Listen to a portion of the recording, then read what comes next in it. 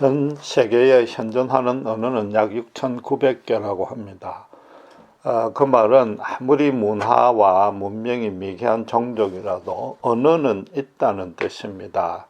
바로 그것이 인간과 동물의 가장 큰 차이이기도 합니다. 원숭이에게는 낯을 놓고 기억자를 아무리 가르쳐도 그 형상은 기억해도 말과 문자로는 절대 발전시키지 못합니다. 하나님께서 그렇게 계획하셨고 그렇게 창조했기 때문입니다. 그럼에도 동물들도 기초적인 의사소통은 가능합니다. 수천 마일을 떼를 지어서 이동하는 철새도 대장이 있습니다. 알다시피 개미나 벌 같은 경우에 위계 질서가 있는 공동체 생활을 합니다. 그러나 동물의 말, 그 소리는 자음과 모음으로 구성되는 그 음절이 없기 때문에 단어로 형성될 수는 애초부터 불가능합니다. 단순히 그 옛날 군대가 깃발로 소식을 전하듯이 동물의 말은 신호나 상징에 불과합니다. 그 의미는 배가 고프다, 이리 오라, 그런 정도밖에 안 되는 것이죠. 구체적이거나 어떤 추상적인 개념을 담아서 전달할 수는 절대 없습니다. 하나님께서 창조에 부여한 다섯째 의미를 오늘 살펴볼 순서입니다. 10절에 보시면은 하나님이 묵과 물을 나눠서 각각 땅이다, 바다라고 하나님이 칭하셨다고 합니다. 5절과 8절에도 동일한 표현이 나옵니다. 지난주와 본문의 순서가 뒤바뀌었습니다만은 하나님께서 계획대로 창조하시고 또 창조한 그 이후에 그대로 된 이후에 이름을 붙인 것이 자연스러운 과정이라고 제가 보았기 때문입니다. 문제는 하나님 당신께서 각 피조물을 만드시고 그 대상에 실제로 그런 이름을 붙이고 그렇게 불렀을까? 그건 의아스럽습니다. 그에 대해서 구태여 문자적으로 그대로 받아들이고 해석할 필요는 없습니다. 그보다는 모세를 비롯해서 창세기를 저작하고 편집하고 또 읽고 있는 모든 유대인들의 하나님에 대한 사고와 그 인식에 주목해야 됩니다. 유대인들은 범사를 인간사, 이 세상에 일어난 모든 일들을 오직 하나님 중심으로 이해하고 해석하고 수용하고 반응했습니다. 실제로 행동의 주체는 인간일지라도 그렇게 할 수 있는 능력과 여건과 마음까지 모든 것을 하나님이 미리 마련하셨다는 거지요. 창세기 2장 19절에도 보시면은 최초 인간인 아담이 가장 먼저 한 일이 뭡니까? 각 생물마다 이름을 붙였습니다. 그러나 그 전에 15절에 하나님이 아담을 이끌어 동산에 두시고 그 동산을 다스리며 지키게 하셨습니다. 하나님이 그 여건을 마련하신 거죠. 그리고 19절에도 하나님이 각 들짐승과 새를 지은 후에 아담이 어떻게 이름을 짓나 보시려고 그것들을 아담에게 이끌어내 오십니다. 하나님 당신께서 그 모든 일을 행하신 거죠. 그리고 아담이 각 생물에게 이름을 붙였는데 그 이름은 절대 상징이나 신호가 아니라 의미를 갖춘 단어였습니다. 하나님이 인간을 지을 때부터 자음과 모음으로 구분되는 음절로 표현할 수 있는 언어 능력을 이미 주신 것입니다. 그래서 그 언어에 의미를 담아서 상호 교통할 수 있게 만든 것입니다. 돕는 배필인 이브와 어떤 새로운 일을 도모하고 계획하고 실행할 수 있게끔 언어를 주신 거죠. 하나님 당신 대신에 이 땅을 아름답고 거룩하게 다스려야 될 소명을 실현할 수 있는 가장 중요한 도구가 언어라는 것입니다. 더 나아가서 하나님과 영과 영으로 교통할 때에 하나님께서 당신의 뜻을 계시하고 그걸 지각시키고 그에 순종할 수 있는 통로가 언어인 것입니다.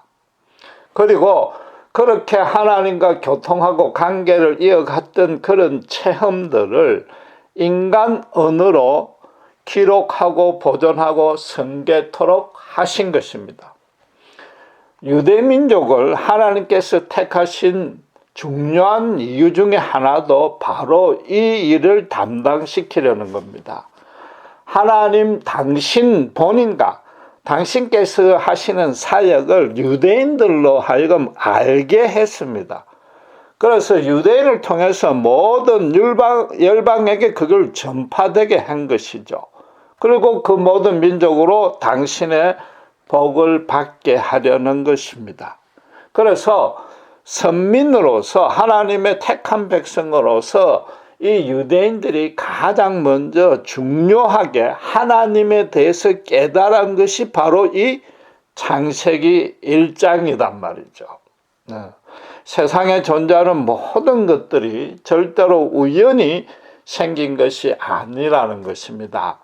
하나님께서 계획을 세우시고 그 계획대로 종류별로 만들어서 완벽하게 그대로 만들었습니다. 그래서 모든 종마다 하나님의 고유의 기능과 역할을 부여한 것입니다. 유일하게 어느 능력을 받은 인간으로 하여금, 특별히 유대인으로 하여금 그 각종 특성과 모양을 파악해서 이름을 붙이게 했습니다. 그 이름을 비록 인간이 붙였지만 결국은 궁극적으로 하나님이 그렇게 칭하신 것이다. 이게 유대인들의 믿음이요 인식이었단 말이죠. 하나님이 또 그렇게 칭했다면은 인간을 포함한 만물은 하나님의 그 전지전능하시고 거룩하시고 의로운 손에 붙들려 있고 그분의 통치를 받고 있다는 것입니다. 알다시피 바로 이 점은 불신자와 신자를 나누는 첫 번째 기준이 됩니다. 불신자는 만물이나 자기에게 주권자는 물론 자기를 창조한 분이 따로 있다는 인식이 전혀 없습니다.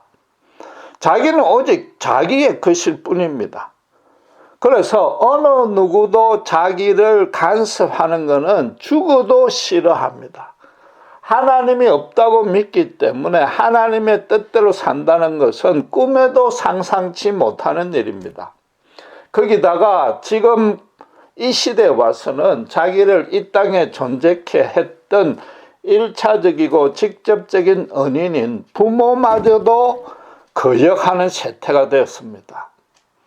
우스갯소리로 북한의 김정은이 남한을 공격하고 싶어도 못하는 이유가 남한에 있는 중이가 무서워서 그렇다지 않습니까? 네? 이제 중학생 정도만 돼도 더 이상 부모의 도움과 지도와 간섭이 필요 없다고 할 정도가 됐단 말이에요. 부모가 거꾸로 자식에게 절절매는 세태가 된 것입니다. 신자는 그와 다른 것입니다. 내가 이 땅에 이렇게 존재케 된 것이 아무 의미나 목적과 계획과 소망 없이 무작위적으로 있게 된 것이 아니라는 것입니다. 이 시간, 이 장소, 이 모습으로 그냥 불쑥 내던져진 존재가 아닌 것이죠. 나의 진짜 주인은 따로 있는데 그 하나님 그분의 절대적이고 영원하고 완전하고 거룩한 계획이 있고 그 계획을 이미 알고 그에 대해서 반응하며 사는 자가 신자인 것입니다. 내 이름도 부모님이 붙여주셨지만은 그 훌륭하신 그 좋으신 부모를 주신 이가 바로 하나님이신 겁니다. 내 이름을 하나님이 알고 계시는 겁니다. 내 이름은 이미 하늘의 생명책에 등재되어 있음을 확신하는 자가 신자인 것입니다. 현실적으로 이 땅에 살면서도 한 개인이 태어나면 동해에 그 이름을 출생신고하고 이사 다닐 때도 이주신고하고 마지막에 사망신고도 합니다. 그 뜻은 뭡니까? 그 나라의 국민으로서 그 국가의 통치에 복종하겠다는 의미입니다. 회사를 만들어도 그건 법인이랍니다. 법적인 인간인데 그 상호를 법원에 등록하면 다른 회사는 그 이름을 사용할 수 없고 회사 운영을 법에서 정해놓은 규정에 따르겠다는 뜻입니다. 특별히 사업이 망해서 청산할 때도 그 절차를 법원 지시대로 하겠다는 겁니다. 이처럼 기독교 신앙의 출발이 정확히 말하면 내가 하나님의 이름을 아는 것보다도 하나님이 내 이름을 알고 계시고 내 이름이 하나님 나라에 이미 주민등록되어 있다. 그걸 아는 것이 기독교 신앙인 겁니다. 처음 믿음을 가질 때부터 그 사실을 아는 것이고 마지막 심판의 날까지 그래서 내 인생을 통치하시고 마지막 청산하실 분도 오직 하나님 그분이라는 거죠. 내가 이 땅에서 내 지정의를 가지고 의식하고 판단하고 결정하고 시행할지라도 사실은 내가 나라는 존재를 하나님으로부터 잠시 임시 사용권을 받은 것에 불과한 것이라고 말이죠. 궁극적인 소유권과 나에 대한 결정권은 하나님이 갖고 계시는 겁니다. 나는 하나님이 허락하고 계시해 놓은 그 범위 안에서만 활동할 수 있습니다. 하나님의 그 강대하시고 완전하신 나를 향한 그 계획과 뜻 안에서만 내 자유의지가 자유롭게 작용된단 말이죠. 그분의 뜻 안에서만 작용된다 할지라도 내가 내 되는 데는 그 자유의지가 충분하고 완전합니다. 그뿐만 아니라 나의 자유의지와 하나님의 자유의지 사이에는 단 한치의 모순과 상충도 없는 것입니다. 신자라면 누구나 다 알고 있는 내용입니다. 하나님이 모든 것을 통치하고 나의 주인이라는 것 다 인정합니다. 그런데 유감스럽게도 하나님을 나의 주인으로 모시는데도 두 종류의 신자가 있습니다. 그 두 종류 중에 하나는 엄밀히 따지면 부족하거나 옳지 못한 믿음일 수 있습니다. 그 첫 번째 믿음은 내가 하나님의 것이 이미 되어 있다고 확신하고 그에 순응하는 믿음입니다. 두 번째는 내가 하나님을 주인으로 모시려고 노력하는 믿음인데 이 중 전자는 바른 믿음이요 후자는 큰 하자가 있단 말이에요. 언뜻 보기에 그렇지 않을 것 같지만 사실은 문제가 있는 믿음인 것입니다. 예수님께서 산상수훈에서 제자들들어 하나님과 재물 중에 하나님을 주인으로 섬겨라고 명령 형식으로 말씀하시지 아니했습니다. 마태복음 6장 24절에 보면 너희는 하나님과 재물을 겸하여 섬기지 못하느니라 그랬습니다. 사람의 본성을 말하는 거죠. 사람의 종류를 두 사람으로 나눈 것이단 말이에요. 동시에 두 주인을 섬길 수 없단 말이죠. 그러니까 결국 인간 자체를 두 종류로 구분한 것입니다. 신자가 일시적으로 재물의 유혹에 넘어가는 수는 있습니다. 저도 그렇습니다. 누구나 그럴 수 있습니다. 그러나 지속적으로 재물을 주인으로 삼고 있다면 그건 신자가 아니라는 뜻인 거죠. 신자는 이미 나의 존재와 삶과 인생의 주인이 하나님이 되어 있는 것입니다. 하나님을 주인으로 삼으려고 노력할 필요가 없단 말이죠. 예수님을 나의 구주로 영접하고 하나님의 뜻대로 살기로 헌신하면서 성령으로 거듭나는 순간 주의 영이 임재하시고 영원히 내주하시지 않습니까? 따라서 하나님이 신자의 주인이라기보다도, 물론 그게 맞지만 그보다 더 정확하게 말하자면 신자가 하나님의 소유가 된 것이란 말이죠. 예수 믿은 후에도 우리가 죄의 본성이 남아서 그 죄를 짓고 넘어가는 것이 간음이나 도적, 폭행 같은 범죄를 저지른다는 뜻은 아닙니다. 우리 중에 누가 그럴 사람이 있습니까? 그것보다도 바로 이것입니다.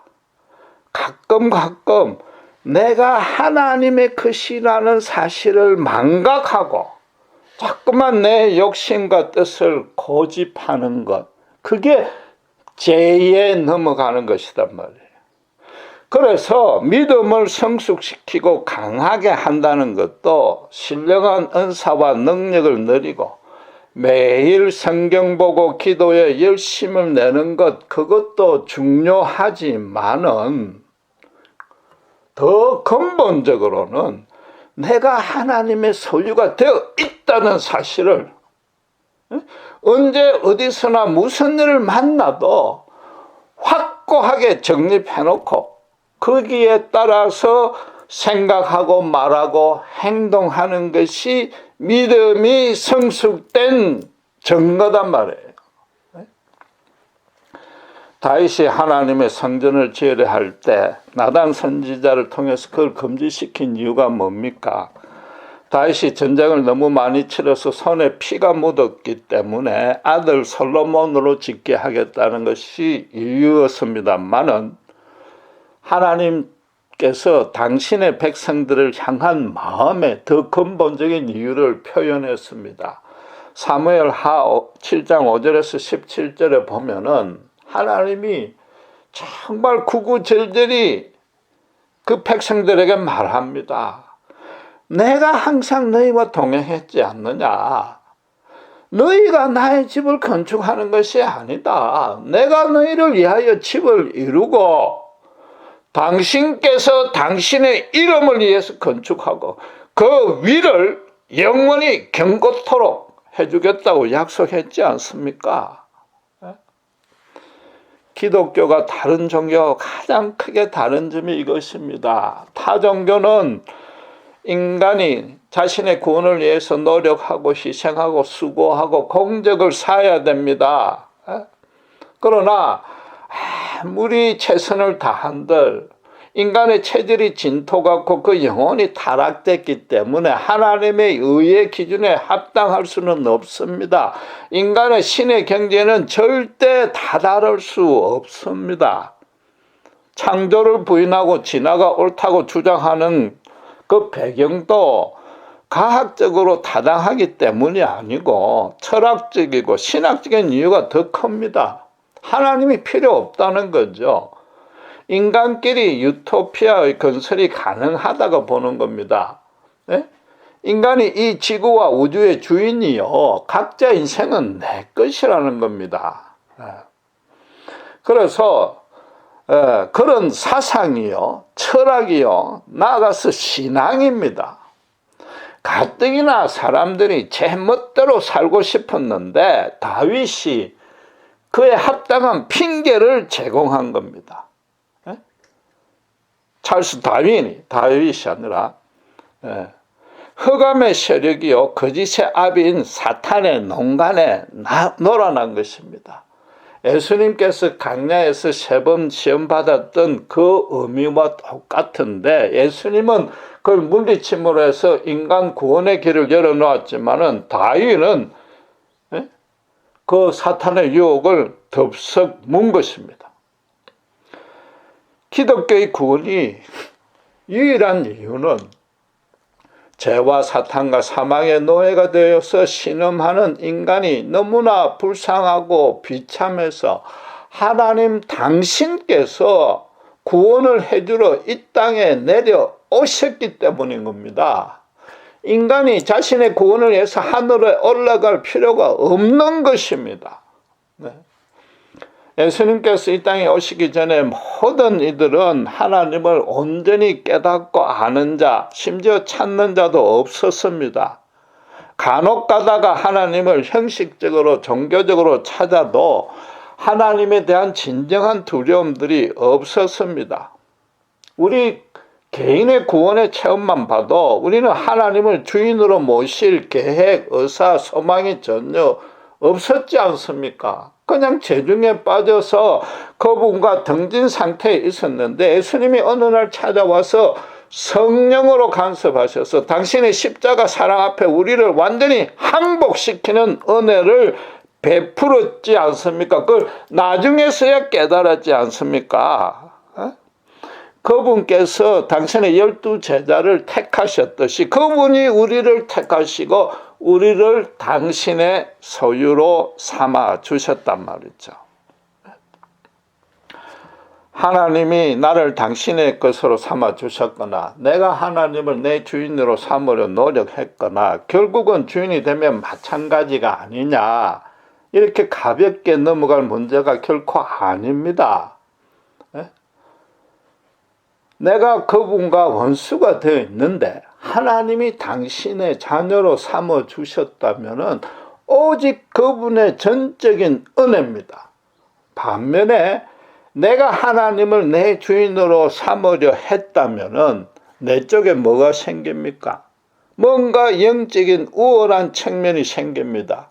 남들은 그러지 못했다는 거죠. 그래서 내 회개와 결단도 나의 공로가 되고 내 쪽에 잘난 것이 있기 때문에 반드시 나중에는 그에 상응하는 보상을 요구하게 되는 거죠. 이건 엄청난 차이입니다. 하나님께서 나를 당신의 자녀로 삼아 주었다는 것은 부모가 자식을 낳은 것과 마찬가지입니다. 자식이 부모를 선택할 수 없습니다. 자식은 세상에 나올 의사와 계획, 소망이 전혀 없습니다. 일단 출생하고 보니까 나는 나요, 나의 부모는 나의 부모가 되어 있는 것입니다. 내가 그 부모의 자녀가 이미 된 것입니다. 그래서 영원토록 세상에 어느 것도 그 부모 자식 관계를 변질하고 수정하고 취소하거나 포기시킬 수 없게 되는 겁니다. 쉽게 말해서 내가 효도를 열심히 잘해야만 내가 그분의 자식이 되고 부모도 자식에게 베푸는 게 많아야만 부모가 되는 법은 절대 없는 것입니다. 만약에 그게 옳다고 판단하면은 불신 세상에서조차도 이건 천하의 폐륜하라고 지탄을 받아야 될 문제입니다. 불행하게도 최근에 이런 일들이 비일비재하니까 세상이 망조가 든 건 분명합니다. 자식을 향한 사랑이 완전치 아니하는 육신의 부모와 자식 관계도 이럴진데 천하 만물의 주인이시요 완전히 거룩하신 하나님께서 우리를 위해서 당신의 독생자를 주셨는데 그 관계는 더더욱 그래야 된단 말이죠.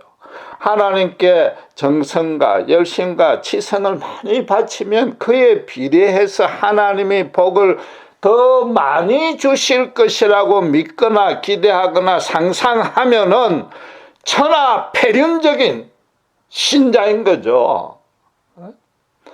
하나님 쪽에서도 내 쪽에 뭔가 잘못하는 거 있고 부족한 것 같고 하자가 있다고 여겨져서 불만하고 의심하고 불신한다면 그건 엄격히 말해 신자가 아닌 것이죠. 누가 부모에게 그런 생각을 합니까? 기독교 신앙의 가장 기본이요 출발은 예수님께서 세상 어느 누구도 아닌 바로 나 때문에 나를 대신해서 십자가에 죽으시고 나를 죄에서 구원하려고 이 땅에 오셨음을 아는 것입니다. 그래서 그분이 나를 대신했기 때문에 나는 이미 하나님의 것이 되어 있는 것이고 내가 하나님의 것이 되어 있는 이 관계를 건드리고 해코지할 존재와 세력은 이 세상에 단 하나도 없다는 겁니다. 지금 신자라면 어느 누구나 다 아는 기본적인 얘기를 하려는 것이 아닙니다. 그걸 아는 것을 넘어서 신자라면은 이미 이렇게 변화된 신분과 위치와 소속과 특권과 은혜와 축복을 실제 삶에서 찾아서 누리고 실현하고 있어야 됩니다. 그게 믿음인 것입니다. 예를 들어서 사탄 같은 경우도 하나님께 절대 맞설 수 없습니다. 하나님에겐 그 사탄은 식은 죽먹입니다. 지금 단지 더 많은 잃어버린 영혼들이 회개하고 당신께로 돌아와 당신의 십자가 사랑을 알게 하려고 일시적으로 허용해 놨을 뿐입니다. 예수님께서 재림하시는 순간 입에서 나오는 예리한 말씀의 검으로 순간적으로 멸망시킬 수 있습니다. 그래서 이 사탄만큼 하나님과 예수의 십자가 안에 든 신자의 관계가 어떠한지 잘 아는 자가 없습니다. 신자가 하나님의 소유가 되어 있다는 그 사실만큼은 사탄도 절대로 티끌만큼도 방해할 수가 없습니다. 그러니까 대신에 뭐라고요? 어떻게 하든지 신자로 하여금 하나님의 것이 이미 되어 있다는 그 사실을 모르게 하거나 자꾸만 잊게 만들려고 모든 수단을 동원하는 거죠. 그래서 사탄이 할 수 있는 일은, 이 땅에서 할 수 있는 일은 오직 세 가지입니다. 불신자로 하여금 하나님을 알지 못하게 하고 하나님이 필요 없게 만드는 것이죠. 그래서 항상 거의 대부분 현실에서 형통하고 출세하는 방식을 취합니다. 부족한 게 없으니까 하나님을 못 찾게 하는 거죠. 두 번째는 교회 출석해서 하나님을 좀 믿어보려는 교인들에게 하나님이 너를 구원하러 이 땅에 내려오셨다는 그 진리를 어떻게 하든지 왜곡시키려 듭니다. 자꾸만 너희들어 올라가라고 부추긴단 말이죠. 세 번째는 이미 예수님의 십자가 안에 완전히 항복한 거듭난 신자에게도 내가 하나님의 주인으로 삼게 하고 이미 하나님의 것이 되어 있다는 진리를 자꾸 잊게 만드는 거죠. 하나님이 나의 주인이 된 것, 주인이 나를 하나님이 나의 것으로 나를 당신의 소유로 만든 것은 예수를 믿을 때, 그분에게 항복할 때 한 번 헌신하고 결단한 일햄으로 완전해지고 충분해진 것입니다. 하나님 앞에 두 손 두 발 들고 다 항복했지 않습니까? 이미 하나님의 것이 되어 있단 말이에요. 그건 영원토록 취소되거나 절대 변질되지 않습니다. 그런데도 교회 출석하고 난 이후에 자꾸만 하나님을 주인으로 삼으려 하는 것은 아직도 십자가 안에서 자기의 자아가 철두철미하게 깨어진 체험이 없는 거죠. 바꿔 말하면은 믿음으로 구원을 얻는다는 교리를 머리로만 생각하고 받아들이고 이제 그걸 믿었으니까 그 다음에는 항상 자기가 하나님께 드릴 수 있는 모든 것을 다 동원해서 하나님을 주인으로 모시려 하는 거죠. 헌금이다, 봉사다, 선행이다, 기도다, 전도다, 종교적인 선한 것을 총동원을 하는 거죠. 신자라면 물론 그렇게 해야 되는데 문제는 그렇게 했으니까 30배, 60배 뻥튀기 식으로 대박을 터뜨려 달라고 때를 선단 말이죠. 육신의 부모와 자식 간에도 거래는 하지 않습니다. 초등학교 시절, 그것도 저학년 때에 그냥 제대로 훈련시킬 목적으로 잠시 하고 맙니다. 그때도 부모 쪽에서는 합리적이고 완전한 계획과 의도를 따라서 그렇게 행합니다. 자식이 평생 동안 부모에게 해내라가만 하고 부모도 자식에게 그 요구에 따라서 계속 해주기만 하면 그건 둘 다 망하는 길입니다.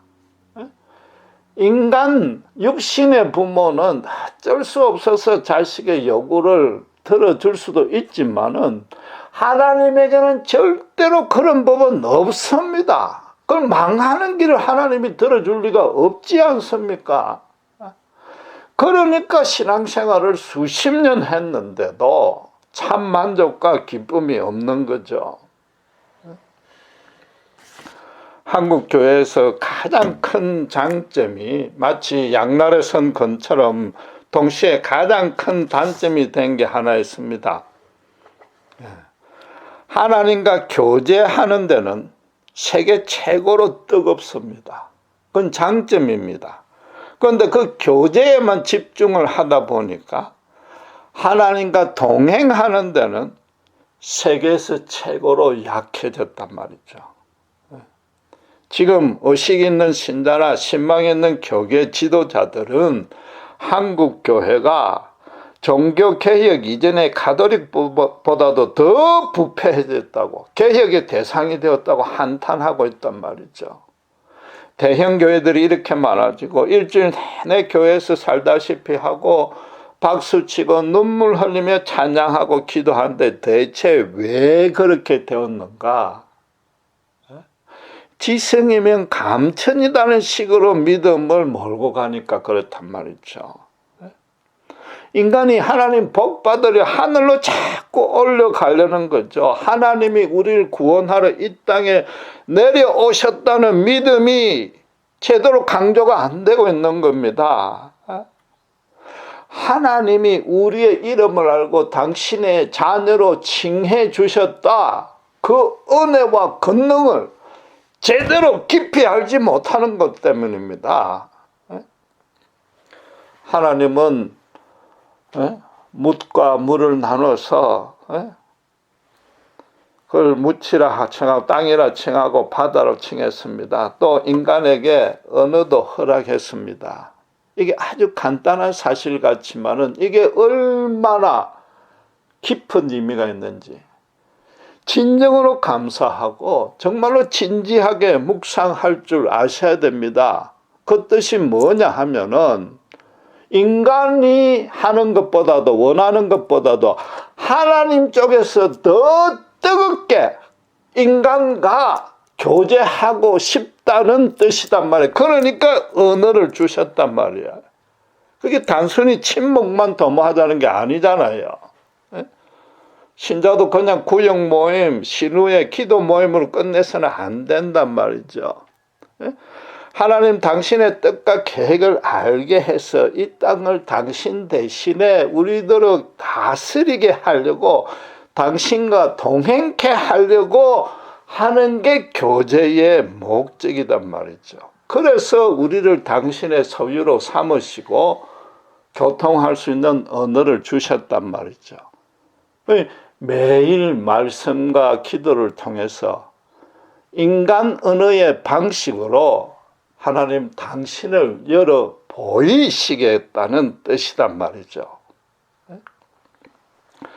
지금 주의해야 될 것은 신자가 꼭 성인 군자가 되거나 사도처럼 완전히 헌신해서 순교하라는 뜻은 아닙니다. 너무 그러다 보면 자칫 또다시 하나님을 내 주인으로 삼으려는 잘못에 빠질 수 있습니다. 한국 교회가 다윗처럼 뭐라고요? 하나님을 위해서 하나님의 집을 지으려고 그렇게 난리를 치다 보니까 그게 결국 한국 교회가 타락하게 된 큰 원인이 되었지 않느냐 말이죠. 믿음이 뭐냐? 나는 영원히 하나님의 것이 되어 있다. 이걸 해방할 세력 단 하나도 없다. 사단조차도 내 앞에서 신자 앞에서 그걸 어쩔 수 없어가지고 초조해하고 사단이 벌벌 떨고 있다. 그걸 아는 것이단 말이죠. 그래서 신자는 언제 어디서나 하나님이 이끄시는 대로 묵묵히 따르면 언제든 승리할 수 있습니다. 단 내가 하나님의 것이 되었듯이 내 승리도 내 것이기 이전에 하나님의 것이기 때문에 나는 언제 어디서나 하나님의 이름만 높이겠다고 헌신되어 있는 자에 한해서만 하나님이 승리를 주시는 것입니다. 기도하겠습니다.